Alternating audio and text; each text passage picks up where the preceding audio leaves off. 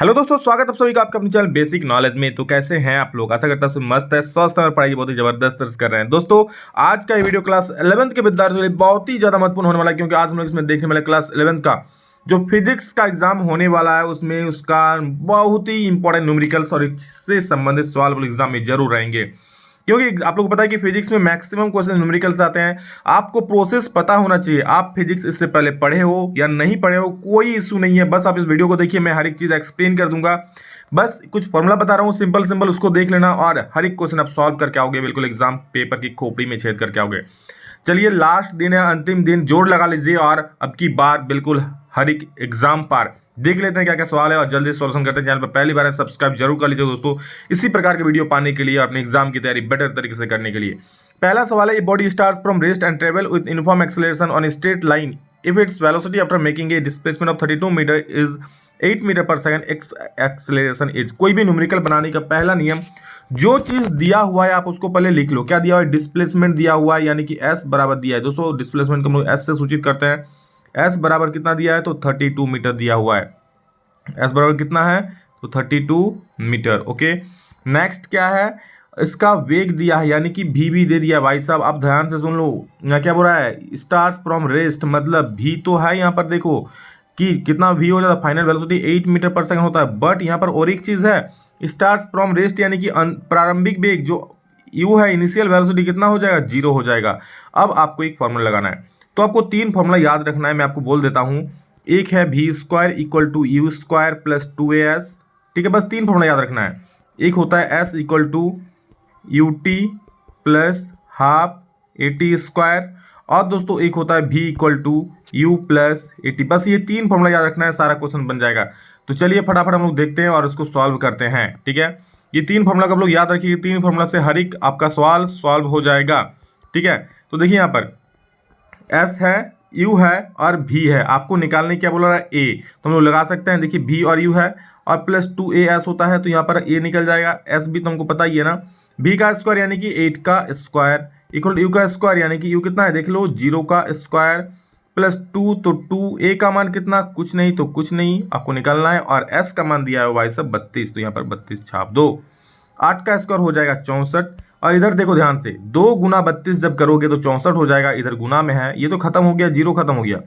32 दूनी 64, इधर के बट्टा में हो जाएगा 64 64 काट दो, एक बार में कट जाएगा। यानी कि ए फाइनली क्या निकल जाएगा? आपका ए निकल जाएगा 1 मीटर पर सेकंड स्क्वायर। बिल्कुल इसी प्रकार से सवाल आएगा और आपको छाप देना है फटाक से। नेक्स्ट क्वेश्चन देखिए क्या है दोस्तों, और इसमें उसी टाइप का सवाल बोल रहा है कि a body starts from rest and travels for t second with uniform acceleration 2 metre per second square. पहले मैंने कहा जो चीज दिया है उसको आप लिखो। ए बराबर कितना दिया है? 2 मीटर पर सेकंड स्क्वायर हो गया। ए इतना का काम हो गया। अरे रुकना, ठीक है, ए बराबर 2 मीटर पर सेकंड स्क्वायर। आगे अब क्या दिया हुआ है आपका इसमें? और एस दिया हुआ है। एस बराबर कितना दे दिया है? एस बराबर दे दिया, देखिए 16 मीटर दिया है ना विस्थापन, 16 मीटर। तो यात्रा का समय टी निकालना है। लेकिन यहाँ भी देखिए, पिंड किससे विरामावस्था शुरू होता है? विरामावस्था से, स्टार्टिंग फ्रॉम रेस्ट। यानी कि जब भी स्टार्टिंग फ्रॉम रेस्ट रहेगा, दोस्तों ध्यान से सुन लीजिए, जब भी स्टार्टिंग फ्रॉम रेस्ट रहेगा तो यू इक्वल टू 0, क्योंकि initial velocity 0, starting from rest.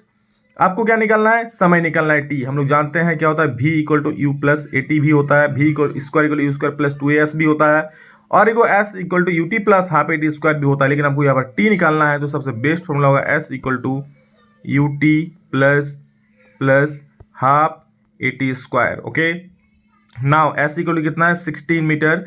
अच्छा भाई साहब, यहाँ पर u कितना है? 0, तो 0 गुना t करोगे तो ये तो खत्म ही हो जाएगा ना। प्लस हाफ, तो हाफ लिख दिए, इंटू ए का मान कितना है? 2, और टी का मान कितना? टी का मान क्या निकालना है ना, तो टी का स्क्वायर। अब यहाँ पर देखो, 2 से 2 कट जाएगा, 16 बचेगा इधर। ठीक है, इधर कितना बचेगा? 16। ये तो 0 गुना टी 0 हो जाएगा। टी स्क्वायर इक्वल टू 16 अगर होता है दोस्तों, टी स्क्वायर अगर 16 होता है तो टी कितना हो जाएगा? वर्गमूल निकाल लो, 4 निकल जाएगा ना। 4 कहीं भी ऑप्शन में दिख रहा है, पहला ही ऑप्शन है, मार दो। समझ गए? नेक्स्ट क्वेश्चन देखिए हम लोग क्या क्वेश्चन है, बहुत ही आसान सवाल है नेक्स्ट क्वेश्चन, और इसी प्रकार से न्यूमेरिकल पूछेगा। और आप लोग ध्यान से खाली प्रोसेस को समझ लीजिए और फॉर्मूला को याद रख लीजिए। A body starts from rest, जब भी बोल दी स्टार्ट्स फ्रॉम रेस्ट यानी कि u equal to 0 metre per second लिखना है, लिखो, नहीं लिखना छोड़ दो। If it travels with an acceleration of 2 metre per second, acceleration कितना दे दिया है? दे दिया है 2 मीटर पर सेकंड स्क्वायर।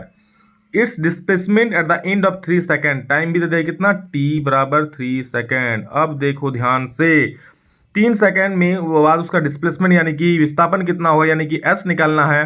कौन वाला फॉर्मूला आप लगाना है कि s equal to u t plus half a t square लगाएं, v square equal to u square plus 2s लगाएं कि s equal to v equal to u plus a t, ये आपको खुद समझना होगा। ठीक है, तो कब समझोगे, जब आप लोग कुछ न्यूमेरिकल ट्राई कर लोगे। तो यहाँ पर देखो क्या दिया हमको, u पता है, a पता है, t पता है, निकालना क्या हमको, निकालना क्या है कि it's displacement the end of 3 second, मतलब s निकालना है। तो हम लोग लगा सकते हैं s equal to u t plus half a t square, आराम से निकल जाएगा। U t plus half a t square का अगर फॉर्मूला आप लगा दोगे तो आराम से निकल जाएगा। यू टी यानी कि u कितना है 0, t कितना है 3 प्लस हाफ, तो हाफ इंटू a कितना है, a है आपका 2 और t का स्क्वायर भाई साहब 3 का स्क्वायर हो जाएगा 9, t का स्क्वायर डायरेक्ट हम कर दिए, 3 है, t है 3 तो 3 का स्क्वायर 9, 2 से 2 कटिंग, s इक्वल टू डाइट e तो 0 हो गया, खत्म हो गया, मतलब क्या बचेगा 9, तो s इक्वल टू 9 मीटर आपका आंसर हो जाएगा, जो कि परम सत्य उत्तर हो जाएगा मेरे दोस्त। और आगे बढ़ जाते हैं हम लोग, अगर आपका परमिशन हो तो देखिए न्यूमेरिकल आएगा, और न्यूमेरिकल आप तभी बना सकते हो जब उसको समझ लोगे क्वेश्चंस को। बिना समझे तो न्यूमेरिकल कोई नहीं बना सकता है दोस्तों। आप रट सकते हो, ये क्वेश्चन आ गया तो ठीक है, अगर डाटा चेंज कर दिया तब क्या करोगे, तो समझ जाओ मैं अच्छा समझ रहा हूं, ये सबसे बड़ा चीज है, ताकि इस प्रकार कोई भी सवाल दे बिल्कुल उसको आप मतलब उसके सीधा खोपड़ी में छेद करके आओ। अगला सवाल है, a body makes displacement of 4 metre, displacement दे दिया मतलब एस दे दिया है। चलिए ये तो आपको फिगर से बनेगा, देखो कैसे ईस्ट की तरफ 4 मीटर जाता है, तो मैं आपका एक फिगर बनाता हूँ यहाँ पर, ये है ईस्ट, ये है वेस्ट, ये है नॉर्थ और ये है साउथ। ठीक है, ये क्या है नॉर्थ। अब देखो ईस्ट की तरफ कितना आता है 4 मीटर, तो इधर आ गया 4 मीटर, मान लो यहाँ तक आ गया। फिर बोल रहा है कि आप फ्रॉम द पॉइंट ओ से ईस्ट की तरफ चल गया 4 metre, and then makes displacement of 3 metre due north. अब ये किधर गया, नॉर्थ की तरफ गया, 3 मीटर हो गया। अब क्या बोल रहा है, its resultant displacement from O से इसका डिस्प्लेसमेंट कितना होगा। तो आपको पता है पाइथागोरस थ्योरम, ये समकोण त्रिभुज है, तो 4 का स्क्वायर प्लस 3 का स्क्वायर कर दो, तो 4 का स्क्वायर प्लस 3 का स्क्वायर कर देना, 4 का स्क्वायर हो जाएगा 16 प्लस 3 का स्क्वायर हो जाएगा 9, दोनों को जब जड़ोगे तो आ जाएगा 25, 25 का वर्गमूल होता है 5, और आपका आंसर हो गया ऑप्शन सी 5 मीटर। समझ गए, बिल्कुल आसान है। आगे देखो अगला सवाल क्या है कि a body of mass 10 kg is travelling with uniform speed of 5 metre per second, its kinetic energy. इस प्रकार का सवाल भी आएगा। काइनेटिक एनर्जी का फॉर्मूला क्या होता है मेरे दोस्त, बहुत आसान है sir, half m v square तो होता है, जानते हैं, तो लिख दो बस हाफ, एम का वैल्यू कितना है, एम का वैल्यू 10 kg, तो 10 लिख दो, और हाफ सॉरी भी स्क्वायर है ना, तो भी का वैल्यू कितना है 5, तो 5 का स्क्वायर करो, 2 से 5 बार काट दो, 2 5 10, 5 5 25 हो जाए स्क्वायर, 25 5 125, कहीं भी है, जी हाँ मेरे दोस्त, बी नंबर ताक रहा है, आप भी इसको ताक लो और आगे बढ़ जाओ। क्या बोल रहा है, 10 किलोग्राम द्रव्यमान का एक पिंड 5 मीटर प्रति सेकंड की वेग से चाल से गमन कर रहा है, इसकी गतिज ऊर्जा क्या है। ये तो शायद वही बोला है ना, तो हो गया मेरे दोस्त। देखो नेक्स्ट, ठीक है, एक quantity of work 100 joule is done in 2 seconds, the power utilised is. हम लोग जानते हैं पावर क्या होता है, वर्क पर यूनिट टाइम। ठीक है, पावर क्या होता है, work per unit time. Work कितना है 1000 जूल है, टाइम कितना है 2, काट दो 500 बार में कट जाएगा, तो पावर कितना हो गया 500 वाट। समझ गए। नेक्स्ट क्वेश्चन, इस पर खाली फॉर्मूला रख दो, फॉर्मूला याद रख लो क्या, कि power equal to work per unit time यानी कि W/T। समझ गए। नेक्स्ट क्वेश्चन, 10 किलोग्राम द्रव्यमान का एक पिंड 2 मीटर की ऊंचाई पर 2 मीटर प्रति सेकंड की से एक चाल से गतिमान है, गति इसकी कुल ऊर्जा। देखो क्या बोला है कि 10 किलोग्राम द्रव्यमान का एक पिंड 2 मीटर की ऊंचाई पर 2 मीटर प्रति सेकंड की एक समान चाल से गतिमान है, मतलब उसका वेग दिया है कितना 2 मीटर प्रति सेकंड, कितना ऊंचा पे है वो अभी 2 मीटर, द्रव्यमान कितना है 10, कुल ऊर्जा। तो जब वस्तु को यहाँ से है अब इस कुछ वेग से नीचे भी आ रही है, मतलब इसमें गति ऊर्जा भी है और स्थिति ऊर्जा भी है, तो हम दोनों का फॉर्मूला लगाएंगे इसमें कि गति ऊर्जा क्या हो जाए हाफ एम वी स्क्वायर और प्लस स्थिति ऊर्जा क्या हो जाए mgh।